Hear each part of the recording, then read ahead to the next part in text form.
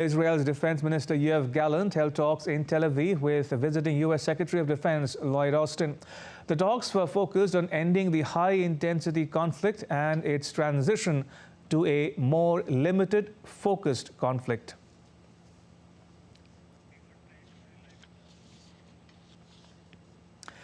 And my colleague Trent Murray now joins us from Tel Aviv. Trent, after U.S. National Security Advisor Jake Sullivan, now the U.S. Secretary of Defense Lloyd Austin is visiting Israel. What might be on his agenda?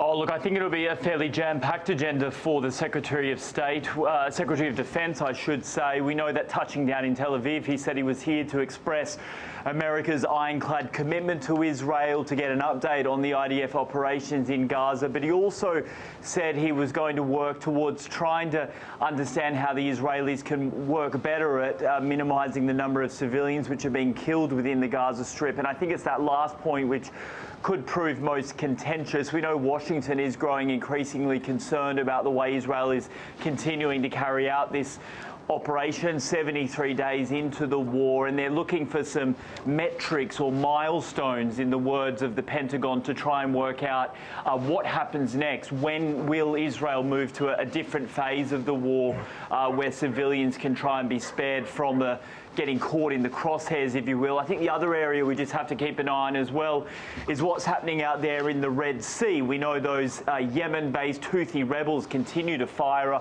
on civilian ships, and we're hearing almost hour now after hour different shipping companies like BP and Evergreen saying that they're going to suspend their traffic through the Red Sea because they're concerned about the safety of those civilian ships. Some speculation the US could be on the verge of maybe announcing a military task force to try and safeguard that area. We understand several US ships are moving down into position as we speak. So we expect some more details on that in the next couple of hours when Lloyd Austin will speak to the press here in Tel Aviv. Right. Also, Trent, the latest, what can you share about the opening of the Kerem Shalom border crossing point between Israel and Gaza?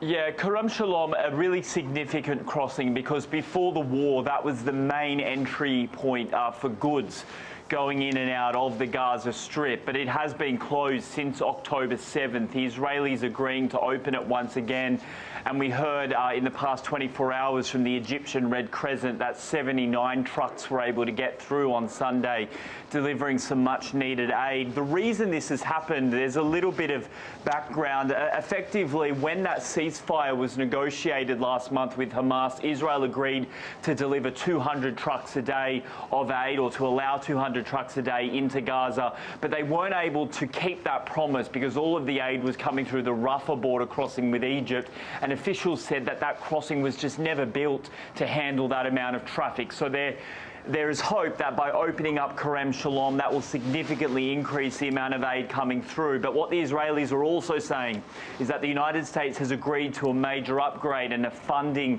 upgrade for Rafah border crossing. They say long-term they're going to close Kerem Shalom and all the other crossings. They don't want any more goods or people transiting through the Israeli side. They say in the long term they want everything to come through the Egyptian side once that funding upgrade happens from the United States. All right, we'll leave it at that. Trent, thank you. That was Trent Murray reporting from Tel Aviv. And one last piece of information coming